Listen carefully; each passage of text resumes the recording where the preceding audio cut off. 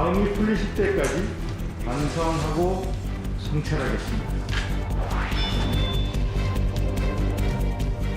합당에 관한 국민의 당 뜻이 언제 어떤 방식으로 할 것인지를 알아야 우리가 생각이 같으면 바로 할 수 있는 것이고.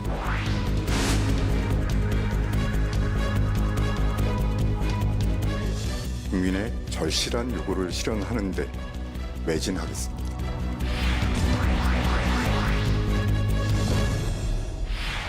4.7 재보궐선거가 국민의힘의 압승으로 끝나면서 정치권이 소용돌이치고 있습니다. 참패한 여당은 여당대로, 승리한 국민의힘은 또 국민의힘대로, 책임감을 느낀다는 청와대는 청와대대로 정치톡톡 사이다. 오늘 4.7 재보궐선거 이후 요동치는 정치권의 얘기를 나눠보려고 합니다. 먼저 더불어민주당 얘기를 좀 해봐야 되겠습니다. 박수영 위원장님께 참 질문 드리기가 여러 가지 송구합니다만 이번 선거 결과를 보고 일단 지도부가 총사퇴했어요. 그리고 이제 비대위 체제가 이제 꾸려졌고. 재보선 참패 후 위기에 빠진 더불어민주당의 새 원내 사령탑으로 4선 윤호중 의원이 선출됐습니다. 4선 윤호중, 3선 박완주 두 의원의 맞대결로 치러진 이번 경선. 민주당 현직 의원 174명 중 169명이 투표에 참여했는데 윤호중 의원 104표, 박완주 65표를 얻었습니다. 4선의 윤호중 의원하고 3선의 이제 박완주 의원 의 양자 대결로 4월 16일 날 선거가 이제 됐는데 아마 예상대로 윤호중 의원이 이제 당선이 되었습니다. 네. 예. 근데 윤호중 의원은 대체로 이제 친문 인사로 분류가 되고 박완주 의원은 친문보다는 비문 쪽에 이제 분류가 돼서 이번 선거에 또 지도부가 친문으로 선택이 되면 비판에 이제 직면할 것으로 예상이 되어서 사실은 이변을 좀 기대를 저는 개인적으로 좀 해보았는데 그런데 이 문제는 친문 비문의 그런 어떤 기계적인 구분보다는 윤호중 의원의 계파색이 굉장히 옅은 사람이에요. 그리고 품성이 굉장히 조용하고 점잖고 이런 분인데 다만 이제 당선이 되었으니까 이 지도부가 무엇을 해야 되냐면 5월 2일 전당대회를 관리를 하면서 그때까지 비상대책위원장의 역할을 해야 되는 것 아니겠습니까? 굉장히 중요한 역할입니다. 윤호중 그 원내대표가 비상대책위원장으로서 질서 있는 반성과 토론 이런 것들을 이제 주도해야 될 책임이 있다고 보고 민주당의 이름으로 공동체의 이름으로 그 내부 토론을 통해서 신랄하게 정리된 것을 민주당의 이름으로 반성문을 내놓는 그런 책임을 이제 해야 된다고 생각을 합니다. 그러니까 무질서한 반성문이 아니라 정제된 또 종합된 어떤 반성문이 필요하고 또 앞으로의 어떤 방향 설정을 해야 될 텐데 당초에 이제 선거 끝나자마자 2030 초선 의원들 특히 이제 5명의 입장문을 내지 않았습니까? 근데 거기에 대해서 이른바 그 강성파들이 오적이라고 굉장히 비판하면서 하루에 문자를 4,000통을 받았다고 합니다. 김재현 의원님은 그 의원 시절에 문자 폭탄 같은 거 혹시 맞아 보셨습니까? 저도 많이 받았죠. 언제가 가장 기억에 남으십니까? 저는 담배값 인상 법안 냈다가 많이 받았죠. 특히 이제 민주당 쪽에서 보면 과거 이제 야당 시절에도 그렇고요. 그때 그 민주당은 소위 당계파라고 당원 게시판에 글 올리는 20명 정도가 하루에 몇백 건씩 올려서 당의 여론을 주도한다 해서 그 당계파를 한번 찾아낸 적이 있거든요. 무슨 이야기냐면 야당 시절에서조차 당의 의견을 주도하고 당의 어떤 방향에 대해서 약간의 다른 목소리를 내면 소위 문자 폭탄을 올리고 또 더 나가서 인신공격을 굉장히 많이 해서 당의 쇄신이나 당의 방향에 대해서 좀 반대 목소리를 내는 사람에 대해서 엄청나게 그 공격하는 그런 시도가 있었다고 저는 민주당에 친한 분들한테 많이 들었는데 그거는 사실은 지금 국민의힘도 마찬가지예요. 저는 그 초선 의원들이요 그런 입장을 낸 것은 아주 적절한 일이다라고 생각을 합니다. 아니 당연히 그런 정도 반성을 안 하는 것이 어떻게 반성문입니까? 예, 저는 오히려 더 강한 반성문을 초선 의원들이 냈어야 된다 이렇게 생각을 하거든요. 근데 그런 걸 가지고 거기 일부 내용이 마음에 안 든다고 그래서 문자 폭탄을 보내고 초선 오적이다 이렇게 낙인 찍기를 하는 것 이 자체가 민주당이 쇄신해야 될 부분이 아닐까 하는 생각이 듭니다. 자기 스펙트럼에서 좁게 하면 안 되는 것이거든요. 네네. 스펙트럼이 넓은 만큼 넓은 주장을 하기도 하고 넓은 주장을 받아들이기도 해야 되는 것 아니겠습니까? 더구나 민주당은 집권당입니다.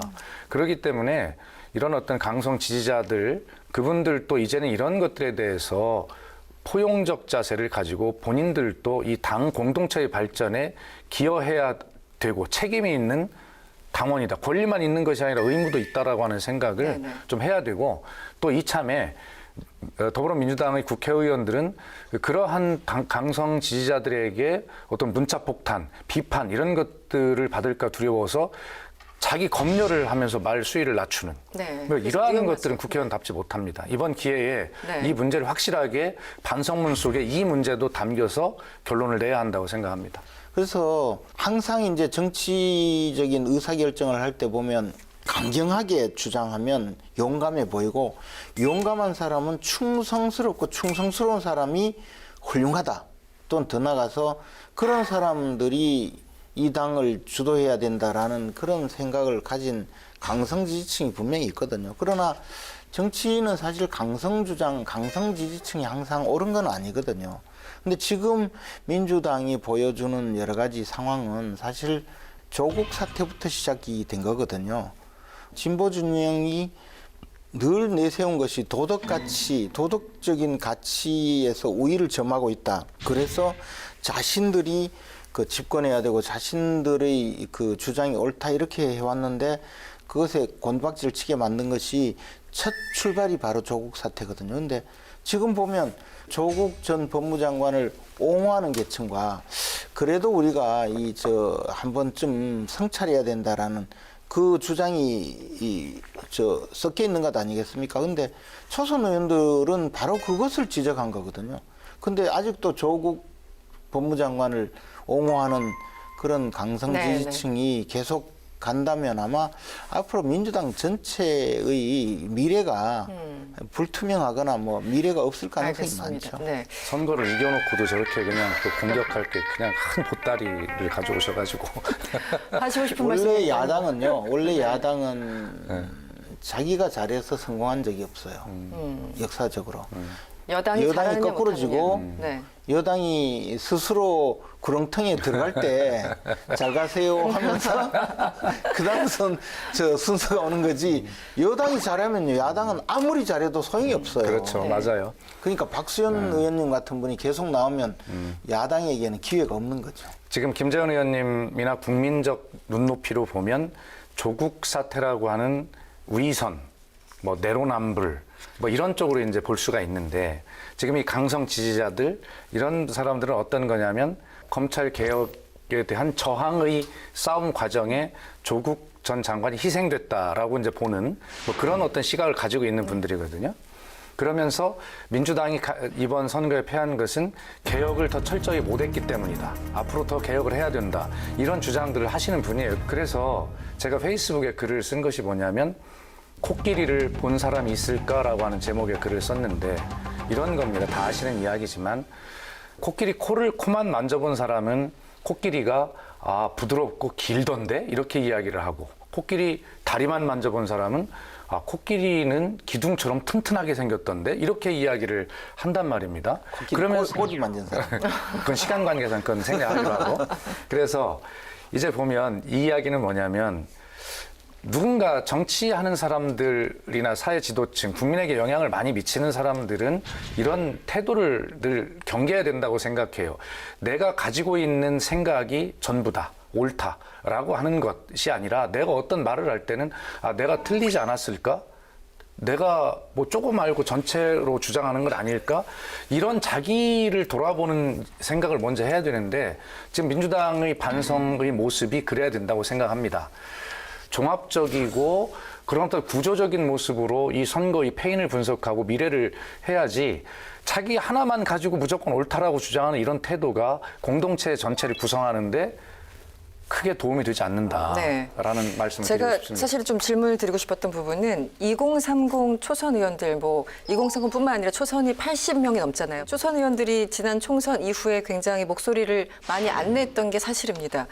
목소리를 안 낸 건지 못 낸 건지 지나치게 이 재선 중진 의원들 눈치를 봤던 건지 혹은 강성파의 눈치를 봤던 건지 여러 가지 이제 분석들이 있거든요. 어떻게 보십니까? 지난 총선 때 180석에 가까운 거대 여당을 만들어 주셨고 민주당의 입장에서 보면 길게는 지난 김대중 정부에서부터 한 30년 전부터 하고자 했던 저희 당 입장에서의 개혁이 있었습니다. 네, 아젠다가 있었죠. 예, 의석의 힘을 가지고 그 많은 민주당 입장에서의 개혁 입법들을 쭉 처리를 해왔어요. 네네. 그렇기 때문에 초선 의원들도 거기에 어떤 특별한 다른 목소리를 낼 수가 없었던 거죠.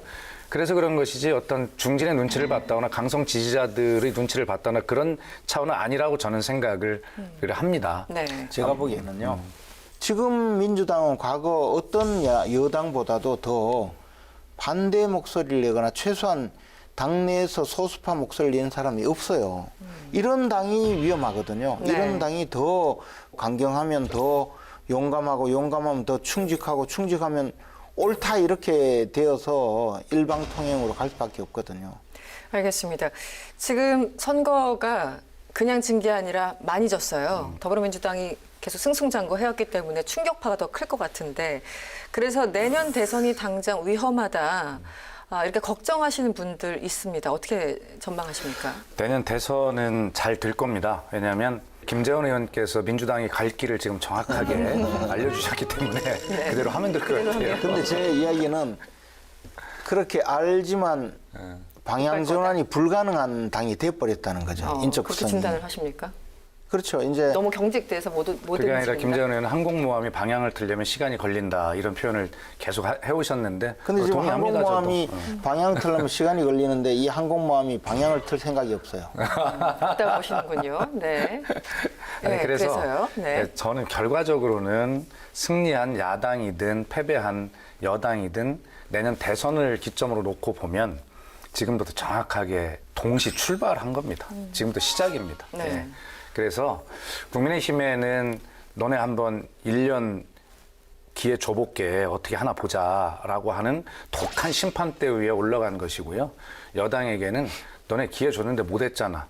회초리 좀 맞아야 되겠어. 라고 하는 것은 그래 너네 회초리 잘 맞고 잘 앞으로 하겠다고 방향 잘 잡고 가면 우리 다시 기회 줄게 라고 하는 똑같은 기회를 주셨기 때문에 똑같은 출발선상에서 지금 딱 스타트가 시작이 됐다. 네. 다만 김재원 의원 말씀하시는 대로 여당은 덩치가 크기 때문에 아마 출발이 늦을 겁니다. 야당은 좀 출발이 빠를 거고 그런데 일단 덩치가 큰 것은 속도가 한번 붙으면 가속도가 엄청난 속도로 날 수가 있거든요. 네. 그래서 김재원 의원이 지금 스타트가 좀 빠르다고 자만하는 사이에 저희들이 천천히 출발은 할 수밖에 없지만 가속도가 붙으면 눈 깜짝할 새에 추월당한다라는 말씀을 드리고 싶어요. 근데 이제 그 탄핵 이후에 민주당 세력에게 그냥 기회를 준 거잖아요. 일종의 말하자면 지금 국민의힘 그때 당시 여당에게 이 실망 정도가 아니라 환멸을 느끼고 문재인이라는 그 정치인 또는 민주당에게 몰표를 줘서 당선을 시키고 정권을 만들어줬거든요. 그랬는데 4년 동안 보고 나서 더 질린 거예요. 그 실망의 문제가 아니라 상상을 초월할 정도의 민심 위반이거든요. 이것을 좀 잘 경계를 해야 되는 것이 유권자들이 생각할 때 이번에는 국민의힘에 기회를 주자 이렇게 선택한 것이 아니라 민주당에 대한 완전한 그 거부감이거든요. 그러니까 1년 전에 총선 때는 비록 전체 표의 총합은 8%밖에 차이가 안 났지만 의석수로는 180석 압승을 한 거잖아요. 네. 근데 그런 민심이 1년 후에 이렇게 변할 수 있는 것이기 때문에 저희들은 1년 후 대선의 민심을 다시 가져올 수 있다라고 하는 또 희망과 자신감을 가져야죠. 그 총선을 우리가 이제 돌이켜보면 코로나19 초기 단계고 또 하나는 국민들이 아직까지도 국민의힘에 선뜻 그 투표하기 어려운 그런 상황이었다고 봐요. 근데 물론 우리가 미래에 대해서 장담할 수는 없지만 대선에 야당에서 어떤 후보가 나와도 민주당이 쉽게 이기기가 어려운 상황이 되었다고 봐요. 당내 또 분란, 당내 분열이 더 가속화될 가능성이 있거든요. 그러면 꼭 2007년 대선처럼 될 가능성이 있다고 봐요. 네. 오히려 지금 분열 속으로 가는 건 국민의힘 아닙니까? 아니, 국민의힘은 아무리 분열해도 괜찮아요. 야당이니까요. 선택받은 적이 없어요. 그냥 민주당을 네. 선택하지 않은 것 뿐이에요. 이번에도 국민의힘이 어떻게 이긴 게 아니라 민주당이 패배한 거거든요. 알겠습니다.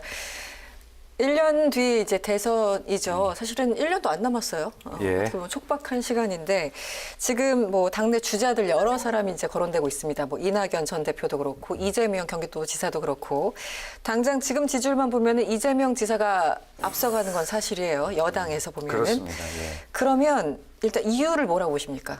국민들께서는 이재명 지사를 왜 지지하냐라고 제 주변에도 물어보면 네네. 우선 시원하다라는 이야기를 그렇죠. 딱 네네. 이야기를 합니다. 이재명 지사가 코로나를 대하는 모습들을 보면서 뭐 시원하고 저 사람이 이 답답함을 해결해 주지 않을까라고 네. 하는 갈증에 대한 답변, 그것이 이재명이라고 현재 상태에서는 이제 보고 계시다고 이제 생각을 해요. 그런데 민주당 내부에서는 지금 민주당이라고 하는 그 좋은 건물이 완전히 무너진 겁니다, 지금. 근데 거기에서 기둥 하나가 또 뭐 5층짜리 기둥 하나가 남았다, 3층짜리 기둥 하나가 남았다. 이게 무슨 의미가 있겠어요? 집을 다시 지어야 하는데. 네네. 그래서 지금까지 여당 내부의 대권 후보들의 포지션, 지지율 이런 것들은 아무 의미가 없다. 아까 여야도 마찬가지지만 민주당 내부 후보들의 경쟁도 지금부터 시작이다. 민주당을 어떻게 이렇게 세울 것이냐의 문제와 그다음에 이제 4차 대유행으로 들어가는 것이 확실해 보이는 이 코로나 문제, 그리고 11월 달까지 집단 면역을 형성하겠다고 한 그런 약속, 네. 이런 것들을 어떻게 지켜나가는데 누가 얼마나 역할을 제대로 하고 있는가라고 하는 것들로 지금부터 평가가 다시 시작될 것이다라고 네. 그렇게 보기 때문에 이재명 지사께서 그 시원함만 가지고는 안 될 것이다라고 생각을 하십니다. 지난주 여론조사를 보면 이재명 지사에 대해서는 호감도가 높은 반면에 또 비호감도도 굉장히 높다는 여론조사가 나왔는데 그 이유는 어떤 정책과 이념에 대한 불신 같은 것들이 있었거든요. 그래서 이재명 지사나 모든 부분들이 다시 출발이다라는 생각을 저는 갖고 있습니다. 저는 거기서 좀 궁금한 건 물론 이제 기둥도 새로 지어야 되고 집을 새로 마련해야 되는 거는 맞는데요. 조금 더 세속적인 질문은 이재명 지사는 어쨌든 더불어민주당 내 경선을 통과해야 되는데 아직도 이제 비토 세력들이 꽤 많지 않습니까? 특히 이제 강성 당원들은 이재명 지사만은 안 된다 이런 의견들을 솔직히 피력하고 있으니까 과연 당내 경선 통과 가능성이 얼마나 높은가 여기에 대해서 궁금해하시는 분들이 있어요. 이게 소위 말하는 당심과 민심의 차이일 수도 있을 텐데요. 어떻게 보시는지도 궁금합니다. 저는 이재명 지사가 딱 하나를 해결해야 된다고 보는데요. 네. 기본 소득에 대한 답변입니다. 네. 그러니까 이재명 지사가 기본 소득만 이야기한 것이 아니고 기본 주거, 뭐 이 기본 시리즈가 기본 쭉 시리즈 있는데 있죠. 네. 그중에 워낙 주목을 받는 것이 기본 소득이에요. 오죽하면 김경수 지사가 뭐라고 했냐면 이재명 지사의 기본 소득만으로는 내년 대선을 치르기 어렵다라고 이야기했거든요. 네. 왜냐하면 국민의힘에서는 이재명 지사에게 아니 1인당 100만 원 정도는 줘야 그래도 기본 소득이라고 할 수 있을 텐데 그걸 5천만 인구에게 다 주려면 1년에 600조가 필요하다. 그런데 우리나라 예산이 이제 560조 수준인데 아무것도 안 하고 그것만 주자는 말이냐라고 하는 야당의 질문에 답할 수 있는 논리를 명쾌하게 당원들에게 이해시킬 수 있다면 저는 이재명 지사의 지지율이 저는 유지될 수 있다고 봅니다. 네. 사실은 저 이재명 지사에 대해서 그 민주당에서도 기대를 하는 분도 있고 걱정하는 분도 많겠지만 그 민주당이 집권하고 민주당에 대해서 그 애정을 가진 많은 분들은 도덕적으로 좀 더 그 우위에 있다는 그런 생각을 가진 분들이 많거든요. 근데 이재명 지사는 그런 문제하고는 굉장히 달라요. 딴 건 몰라도 욕쟁이 대통령이 나오는 것은 좀 걱정스러워요. 알겠습니다. 이제 거짓말쟁이는 나와도 되고. 김재원 거짓말이 의원님. 아니고 기억에 대해서 겸손한 거지. 제가 또 특정인을 두고 한 얘기는 아닌데 또 저는 기억에 대해서 겸손한 분을 뭐가 왜 재발절인다고 저렇게 고백을 하면 안 되는데. 난상 토론이 되고 있습니다. 기억에 대해서 겸손한 분을 왜 거짓말한다고 몰아치니까 참. 네, 이제 국민의힘 얘기로 넘어가 보도록 하겠습니다. 아니 뭐 국민님 할 필요 없어요. 오로지 저 민주당이 잘못돼야 여당이 잘못돼야 야당이 된다는 소신을 갖고 계셔서 아니 이 정치는요 투수가 공을 잘 던지고 있는데 불펜에서 투구 연습하는 예비 투수는 기회가 없어요. 알겠습니다. 김재현 의원님, 제가 본격적으로 그렇게 원하시던 국민의힘에 대해서 원하지 않는다니까. 워낙 이제 여당을 혼내줘야 되겠다, 안 되겠다 해가지고 회초를 들었다. 그래서 그런지 후보자 자체의 어떤 검증이나 도덕성 부분에 대해서는 제대로 좀 스크리닝이 안 됐다, 검증이 안 됐다, 이런 평가도 솔직히 있거든요. 네. 검증이 되지 않았다 또는 뭐 해명이 제대로 되지 않았다. 아직도 의혹은 남아있다. 이제 뭐 재판을 받으면 몰수패 당할 거다. 뭐 그런 여러 가지 이야기가 있는 것도 잘 알고 있는데요. 민주당에서 주장한 모든 이른바 의혹이 사실이라고 하더라도 유권자들은 별로 생각을 하지 않았을 거예요. 도덕적인 우위에 서야 된다는 이 컴플렉스 때문에 선거 때도 그냥 그 공격만 한 거죠. 아마 대선 때도 또 그럴 것 같아요. 국민의힘과 국민의당은 어떻게 되는 겁니까? 통합 얘기를 좀 해보죠. 국민의힘에서는 뭐 받겠다는 입장이니까 국민의당 안철수 대표가 어떻게 생각하느냐에 전적으로 달려 있는 거예요. 그리고 안철수 대표가 이끌던 국민의당은 지금까지 항상 이 당이라고 하기는 조금 약간 특수한 개인 사업자죠. 개인 왜냐하면 사당이다. 원래 국민의당이라고 이름을 지으려고 한 게 아니고 안철수 신당이라고 네. 이름을 지으려다가 중앙선관위에서 그 상호는 받아줄 수 없다. 사업자 등록증을 안 내줬거든요. 그래서 사업자로. 국민의당으로 만든 건데 이번에 서울시장 보궐선거 때 후보 단일화를 했잖아요. 근데 차이가 한 2배쯤 지지율이 높았는데 국민의힘의 후보로 오세훈 네. 현 시장이 국민의힘 후보가 되니까 졌잖아요. 그러니까 그분이 학습 효과가 좀 있는 분이거든요. 네. 그래서 이번에는 국민의힘에 들어가서 국민의힘의 대선 후보가 되면 윤석열을 이기겠구나. 그 생각을 하고 있는 할 것 수도 같아요. 있겠다. 네. 선거에서 이번에는 이쪽으로 가면 가야 이긴다는 현실적인 계산이 있으면 합당을 할 거고요. 혹시나 저 당에 들어가서 내가 대선 후보가 되기 어렵다 이렇게 생각하면 안 들어오겠죠. 네. 저는 안철수 대표한테 꼭 알려드리고 싶은 거는요.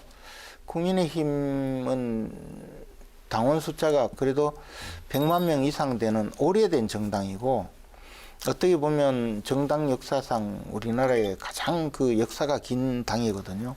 그런데 국민의힘의 이른바 대선 후보들의 지지율이 워낙 낮으니까 여기 들어가서 내가 한몫 잡겠다고 생각하고 해도 네.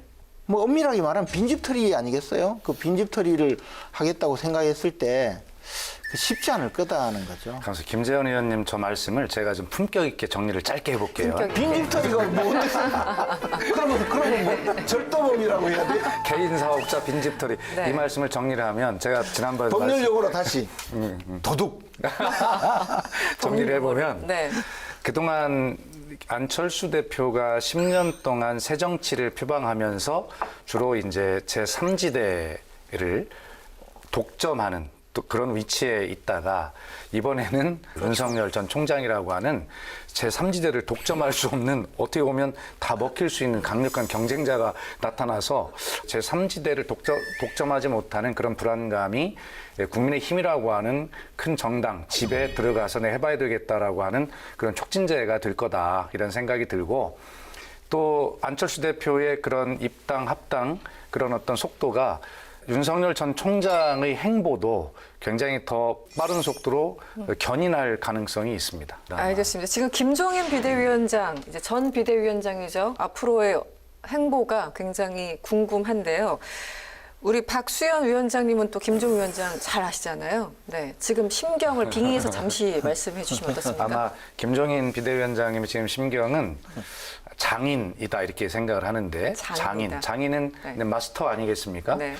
화가라고 칩시다. 그러면 아주 굉장히 명품을 그려서 전시에 출품을 딱 해놨단 말이에요.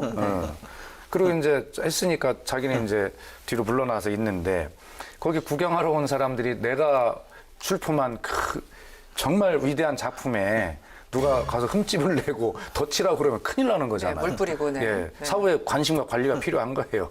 김정인 대표는 지금 그런 심정일 거다.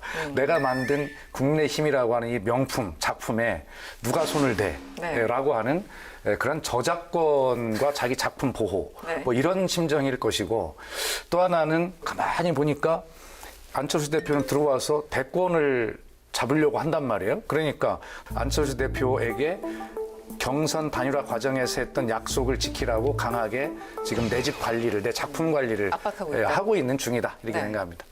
김정인 위원장은 절대 국민의힘으로 다시 안 돌아간다. 왜냐면 다시 이제 추대론이 나오니까 절대 안 돌아가라고 얘기를 하고 있어요. 그리고 사실은 이제 그 가로 열고 중진들에 대해서 굉장히 조금 불쾌한 그런 어떤 심정도 사실은 좀 엿보이긴 하는데 어떻게 보십니까? 그 마이스터 중에 화가도 있지만 주방장이 있어요. 주방장. 그래서 내가 있을 때 그 식당에 손님들이 와서 이 집에 정말 그 음식이 맛있다 하고 참 칭찬했는데 이제 주방장이 그만뒀거든요. 그 집에 와서 그 식당에 새로운 주방장이 음식을 잘하기를 원할까요? 아니면 아니, 오늘 기운과 굉장히 뭐 오늘 날라다녀. 네, 후자. 망치길 바란다. 아니면 망치는 것이 아니고 나보다는 못했으면 그때 좋겠죠. 왜 주방장 이 집에 주방장 바뀌었나요? 뭐 음식이 왜 이래요? 그러기를 원하지 않을까요? 그렇죠. 사람 심리가 당연히 아니 그렇죠. 당연하잖아요. 근데 아니 근데 그런 심리를 김재원 의원이 갖는 건 난 이해를 되지만, 아니 우리 고귀한 이승원 앵커께서도 그런 마음을 갖고 계시단 말입니까? 사람이 별 차이가 없어요. 아, 난 실망인데 오늘. 그래서 네. 지금 김정인 위원장은 사실은 그 안철수 대표에 대해서 건방지다 이렇게 말한 것도 당초에는 지지율이 높다가 빠졌잖아요. 빠진 이유가 국민의힘 지지자들이 대거 국민의힘의 단일 후보로 된 오세훈 후보 쪽으로 몰려가니까 결집했죠. 그 잡으려고 가지 마세요. 내가 서울시장이 되면 합당할 테니까 똑같지 않겠어요. 네네네. 이렇게 이야기한 거거든요. 네, 네. 저는 안철수 대표가 지금도 국민의힘에 입당해서 대선 후보가 될 수 있을까 없을까 지금 수없이 또 계산을 다시 하고 있는데 김정인 위원장은 어떠냐면 그걸 알죠. 우리가 아는데 제가 아는데 김정인 위원장이 모를 리가 없잖아요. 그다음에 뭐 중진에 대해서 불편한 마음 그것도 마찬가지예요. 내가 주방장으로 있을 때 그 식당이 정말 조용하고 잘 됐는데 지금 나오자마자 며칠 되지도 않았는데 지금 뭐 서비스도 엉망이고 그래서 한마디 하신 거죠. 이거 식당 네, 좀 불쾌감. 제대로 해라. 내가 있을 네. 때 얼마나 잘 됐는데 너희들 보니까 형편없구만 이렇게 이야기. 결론은 화가와 주방장을 예로 들었지만 김재원 의원님과 제가 똑같은 말을 하고 있다. 이렇게 결론 공통점은 내겠습니다. 있다. 네. 그래서 저는 이제 김정인 위원장은 국민의힘에 돌아갈 생각이 없을 거예요. 왜냐하면 김정인 위원장의 생각은 그냥 항상 그 선거 또는 정권 창출 과정에 중요한 역할을 하면서 성과를 높이는 거거든요. 근데 지금 상황에서 국민의힘에 과연 대선에 당선될 만한 인재가 있느냐? 저는 지금 현재는 없다고 봐요. 그래서 윤석열 총장에 계속 이제 관심을 기울이는 거지 않습니까? 김종인 비대위원장하고 윤석열 총장이 손을 맞잡을 가능성은 얼마나 큰가요? 윤석열 전 총장이 결정하겠죠. 근데 개인적으로 네. 순수하게 개인적으로 이야기한다면 윤석열 총장이 윤여준 전 장관이나 김종인 위원장 같은 분과 손을 잡고 나타나면 지지율이 반토막 날이라고 생각해요. 반토막 난다. 왜냐하면 네. 국민들이 윤석열 총장에게 요구하는 것은 그런 기성 정치와는 다른 면모거든요. 프랑스 마크롱 대통령처럼 네. 새롭게 당을 만들 필요가 있다고 생각해요. 새롭게. 그것이 무슨 네. 자신이 생각하는 정강 정책을 세우고 또 자신이 생각하는 미래 비전을 만들어서 나의 정치는 앞으로 이렇게 될 것이다. 그렇게 하면서 현실적으로는 국민의힘에서 선출된 후보와 야권 단일 후보로 나가자라고 해서 당대당 그 경선을 통해서 통합 후보로서 윤석열 총장이 대선에 나오면 네. 저는 민주당은 뭐 어느 누구를 내세워도 어렵다고 힘들 봐요. 것이다. 예. 네. 예, 동의합니다. 네. 동의한다는 것은 뭔가 제 주장에 문제가 있다는 그렇게 자꾸 사람을 의심의 눈초리로만 네, 보지 말고 솔직하게. 나같이 진실한 사람이 얘기를 하는데 이렇게 하면 되는가. 그래서 뭔가 민주당이 유리한 국면이라는 김종인 대표가 10년 전쯤에 안철수라는 정치 신인을 처음 만났을 때 싹수가 있는가라고 지금 윤여준 장관 등과 함께 그를 키워보려고 만났다는 거 아닙니까? 그런데 제가 비서실장 할 때 그 말씀 한두 번 들은 게 아닌데 네. 딱 3번 만나보고 안철수는 안 되겠다라고 생각을 하시고 저는 만나고 온 날 만났어요. 그렇습니까? 그랬더니 그날 그 자리에서 정확하게 김종인 대표 성격대로 말씀하셨다는 거예요. 나는 이 모임 다시는 안 나오겠다. 네. 그게 끝이거든요. 윤석열이라고 하는 새로운 인물이 나타났고 김종인 대표는 이 사람이 싹수가 있을까라고 기대가 있을 겁니다. 아직까지 직접 만나본 적이 없다고 말씀하셨지만 김종인 대표는 윤석열 총장이 국민의힘에 입당하지 않을 것 같다라고 정확하게 얘기를 하고 있어요. 이야기는 뭐냐면 만나지 않았는데 그걸 어떻게 합니까? 그 속을. 누군가 중간에 메신저가 있고 현재 연결고리를 가지려고 노력은 서로 하고 있다는 뜻으로 해석을 해야 합니다. 현재까지는. 그렇습니다. 네. 그런데 김종인 대표가 그런 측면에서 보면 윤석열 총장 면접 보겠죠. 쉽게 얘기하면. 네. 면접 볼 거고 거기에서 제가 비유한 그 유명한 비유. 이게 꿀단지일까? 네. 이게 빈단지일까? 네, 그거를 이제 김종인 대표께서 이제 대나무 자를 개칙자를 가지고 딱 찍어 볼 겁니다. 그래서 적어도 윤석열 총장이 한 서너 번의 만남까지는 벼락치기 한 공부, 네. 이 대권 수업한 공부를 가지고 김종인 대표의 질문에 뭐 제목 정도는 답변을 할 수 있을 텐데 네, 그 책장 제목을 넘기고 나서 서론본론 결론으로 들어가기 시작하면 아마 김종인 대표 스스로가 손을 떼시게 될 거다. 굳이 대나무를 찍어봐야 꿀인지 아닌지 그게 아니고 저 멀리에 단지가 저 앞에 있어도 벌써 알아요. 아, 저 그렇습니까? 단지 안에 뭐가 있는지. 네. 우리 사실이요? 김재원 의원님이 이렇게 꿀단지처럼 생긴 것 같은데. 네, 여기서 마무리를 하겠습니다. 오늘의 빅데이터 알아보겠습니다. 글로벌 빅데이터 연구소는 4.7 재보궐선거 이후 전국의 변화를 살펴보고자 선거가 끝난 지난 8일부터 10일까지 사흘 동안 총 12개 채널 22만 개 이상의 사이트를 대상으로 빅데이터를 조사, 분석했습니다. 보궐선거가 치러진 서울시와 부산시를 주제로 여론의 동향을 읽어봤습니다. 서울시라는 단어의 총 정보량은 약 7만 5천 건, 부산시는 약 2만 3천 건으로 조사됐습니다.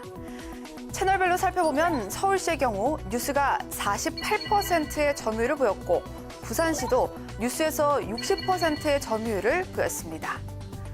서울시 관련 연관어 중 4월 7일 이후 사흘 동안 급증한 연관어입니다.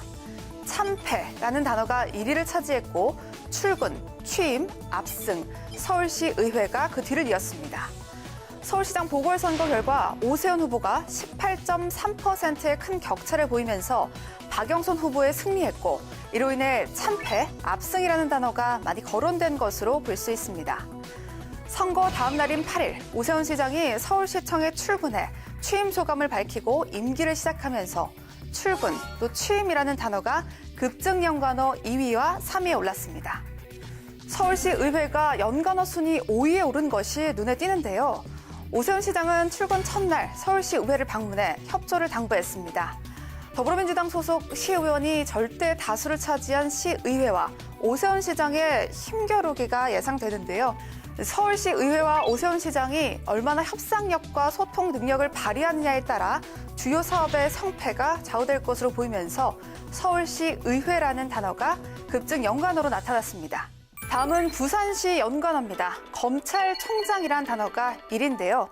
더불어민주당 내 일부 초선 의원들이 조국 사태, 추미애 전 장관과 윤석열 전 검찰총장 문제 등을 선거 패배의 이유로 지목했고 차기 대선 레이스 전망 기사에 윤석열 전 검찰총장의 행보에 대해 언급하면서 검찰총장이란 단어가 많이 등장했습니다. 2위 쇄신이란 단어는 선거가 끝난 후에 자주 등장하는 단골 단어로 볼 수 있죠. 민주당과 청와대를 향해 쇄신의 목소리가 나오고 있는 상황에서 청와대는 개각을 통해 인적 쇄신을 꾀한다라는 입장을 내놨습니다. 3위는 오만하다인데요. 박영준 부산시장은 저희가 오만하고 독선에 빠지면 언제든 무서운 심판의 민심은 저희를 향할 수 있다는 점을 명심하겠다라는 당선 소감을 밝혔고요. 여당에서는 오만함이 선거 패배에 상당한 책임이 있다는 자성의 목소리를 내면서 오만하다라는 단어가 3위로 나타났습니다. 4위는 회복입니다. 문 대통령은 선거 결과에 대해 국민의 질책을 엄중히 받아들인다는 입장 발표와 함께 코로나 극복과 경제 회복, 부동산 부패 청산 등 국민의 절실한 요구를 실현하는 데 매진하겠다, 국민의 신뢰를 회복하겠다라는 의지를 밝혔는데요. 회복이라는 단어가 많이 등장하면서 급증 연관어 순위에 올랐습니다. 선거 참패 이후 청와대가 입장을 밝혔죠. 국민의 질책을 엄중히 받아들이겠다. 일각에서는 청와대 입장문이 너무 짧다. 또 여기에 대해서도 비판까지 하고 있습니다. 기본적으로 청와대 입장 표명에 대해서 좀 평가를 해주시면 어떤가요? 선거가 결과가 발표된 그 다음 날 하루 이틀 사이에 대통령이 직접 말씀하실 수는 없는 노릇입니다. 여러 가지를 정리해보고 그래서 대통령이 직접 말씀하실 대통령의 시간은 따로 있다. 네네. 저는 그래서 집권 여당이 어느 정도 가닥을 잡아가면서 그런 모습들을 보고 그러면서 대통령이 그거에 대한 정리해서 발언을 하시게 될 때가 있을 것이다 이렇게 생각을 합니다. 네, 예. 청와대에 계셨잖아요. 어떻게 보셨습니까? 이번 청와대의 그 반응은 당연한 거예요. 왜냐하면 대통령은 선거에 개입할 수 없잖아요. 그러니까 이번 선거하고 무관한 사람일 수밖에 없거든요. 그런데 뭐 사과할 수가 없죠. 네. 이제 이게 청와대의 생각이라는 거지. 사실은 청와대 때문에 선거가 망했는데 청와대는 그렇게 생각하지 않아요. 참패 요인으로 사실 부동산을 제일 먼저 꼽는 분들이 많잖아요. 예, 예. 앞으로 부동산 정책 약간 기조나 방향이나 어떤 미세 조정이 됐든 뭐가 됐든 간에 변화 가능성이 있다고 보십니까? 큰 방향은 그대로 갈 겁니다. 네. 가면서 일부 보완, 미세 조정 이런 것들이 있을 거라고 보고요. 미세 조정은 아마 세금 문제 네. 쪽에 손을 좀 봐야 될 것 같고, 그다음에 보완이라고 하는 것은 그 1인 1가구 주택의 가구 형태가 그렇게 한 60만 가구 정도 나타나는 것을 예상하지 못했다 대통령도 인정을 했기 때문에 그런 부분에 대한 보완 이런 것들이 이제 될 거고, 방향은 이 정부는 어차피 정권을 걸고 시작한 일이기 때문에 안 되면 다음 대선에서 책임을 지는 거죠. 네. 우리가 이제 이번에 LH 사태라고 평하는 그런 그 부동산 문제. 그러나 그것도 따지면 이 정부의 부동산 정책, 특히 집값을 잡지 못하고 계속 폭등시킨 이런 정책이 성공했다면 LH 아니라 LH 직원 몽땅 땅 투기했다고 하더라도 문제가 안 됐을 거거든요. 그래도 LH 직원들은 사실 여당이 아니잖아요. 그냥 왜 관리 못했느냐였는데 그것을 이제 이 여당 책임으로 만들어준 위대한 분이 김상조 그리고 박주민 두 분이었죠. 네. 이 안에서 진짜 이런 일을 벌이고 있었구나. 거기에 또 해필 그때 또 우리 흑석동 땅 부자 김의겸께서 의원이 되셨잖아요. 이런 것이 사실은 더 씌워준 거거든요. 네. 이제부터 사실은 부동산 정책을 아무리 해도 대선 때까지 이것을 돌려놓기가 어려울 거예요. 시장의 그 방향이. 그죠? 네. 현 상태에 그대로 간다 하더라도 이미 국민들은 이 엄청난 박탈감을 느낄 수밖에 없는 상황이고, 민주당이 새로이 정권을 재창출할 수 있을까 없을까를 딴 게 아니라 저는 이 백신 확보 문제라고 봐요. 지금까지는 그냥 민주당이 눈속임을 잘했거든요. 국민들한테 딴 나라에서 백신 맞고 부작용 있는지 없는지 보고 우리는 나중에 해도 되지 않느냐라는 말도 안 되는 헛소리를 해도 국민들이 그러려니 했는데, 그저께 언론에 보면요, 우리나라가 르완다보다 지금 백신을 못 맞고 있어요.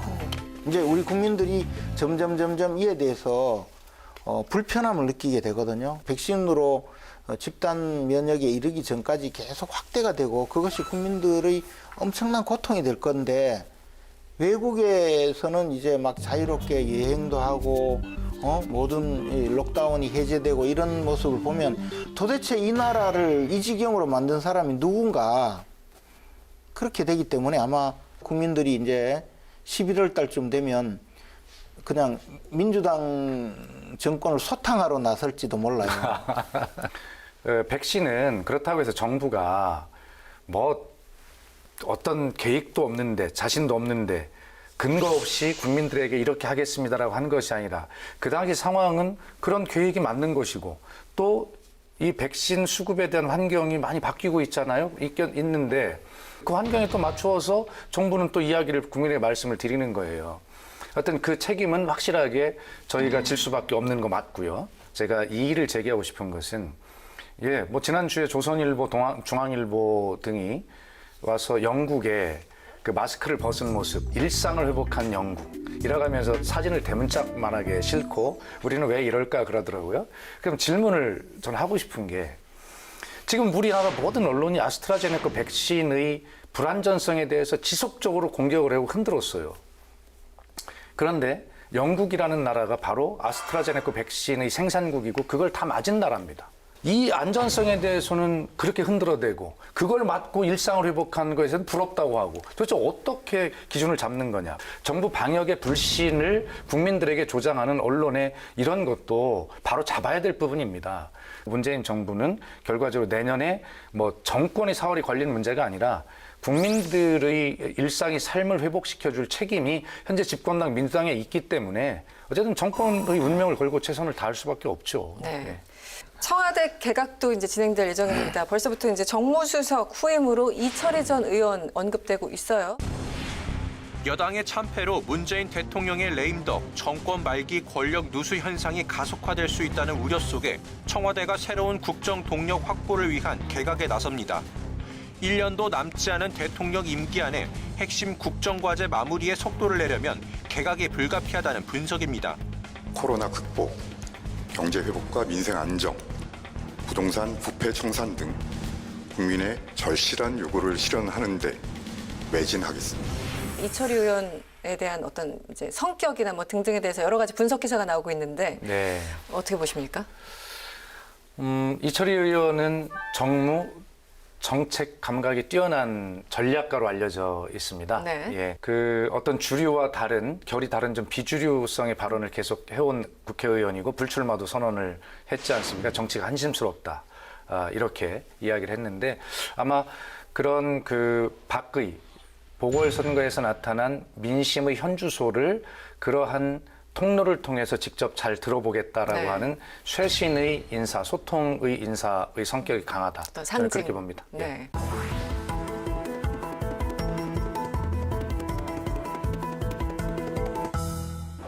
근데 사실은 저 가장 민심을 정확하게 알고 또 잘 전달하고 또 여야 정치권하고 소통을 잘할 분은 우리 박수현 의원인데 아, 그렇죠. 네.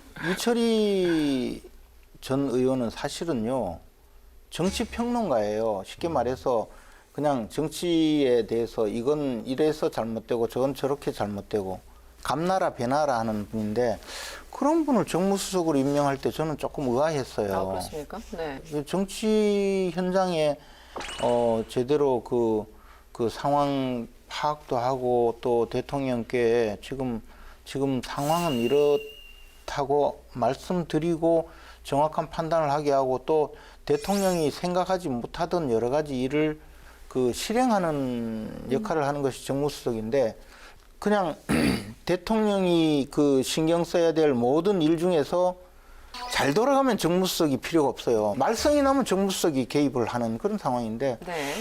정치평론가가 개입을 할 수 있을까요? 가서 또 감나라 배나라 그냥 그거 아닌가? 정치평론가가 평론을 하는 것 자체가 대안이 아닐까요? 대안을 만들지 못하죠. 우리 박수현 의원님 같은 분은 늘 대안을 만드실 텐데. 알겠습니다. 그 마지막 하나만 질문을 네. 드릴게요. 네. 총리, 정세균 총리 이후에 어떤 분이 돼야 될까요? 저는 개인적으로 방송에서 이런 질문을 받고 이런 말씀을 박수현 총리 좋다. 이런 기승전 말씀을 박수현. 네, 드린 적이 있는데 뭐냐면 어차피 쇄신을 요구받고 있는 상황이잖아요. 그렇다면 보통 통상의 대통령 임기 말 5년 차에 정권을 안정적으로 관리하는 관리형 총리보다는 적어도 쇄신이라고 하면 한 40대 혁신적 총리, 상징적으로라도 그러한 어떤 역동적인 모습을 끝까지 보여주는 이런 쇄신의 의지를 보여주는 거. 저는 뭐 그런 총리의 기용이 저는 맞지 않냐라는 건의를 여러 차례 말씀을 드린 적이 있어요. 네. 문재인 대통령은 대선 출마를 위해 사의를 밝힌 정세균 국무총리 후임으로 김부겸 전 행정안전부 장관을 지명했습니다.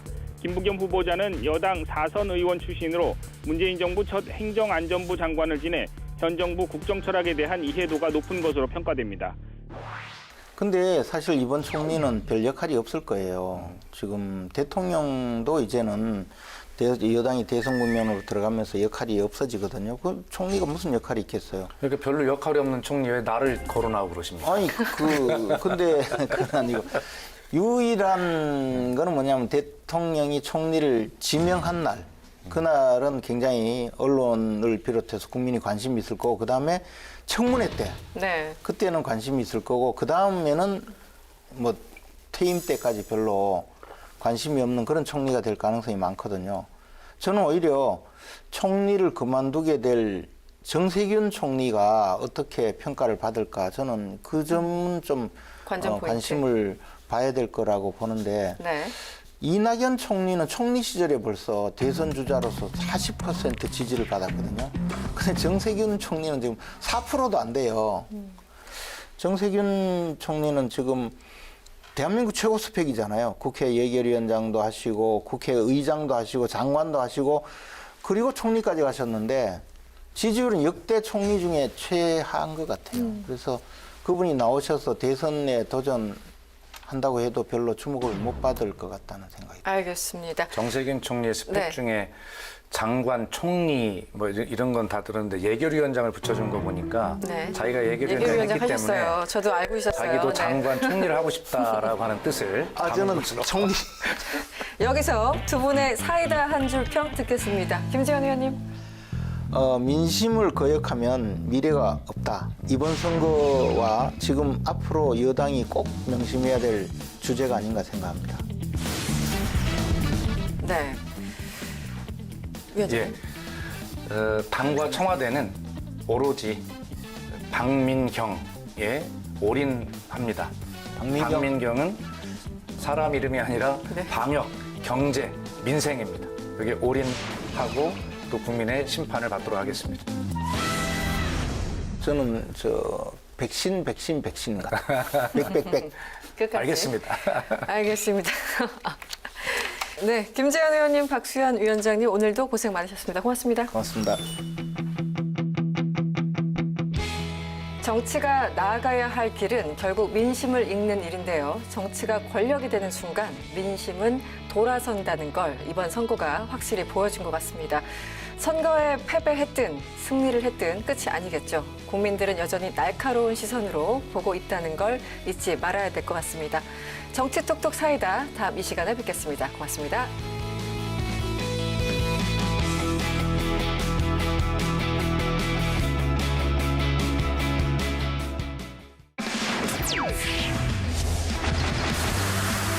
you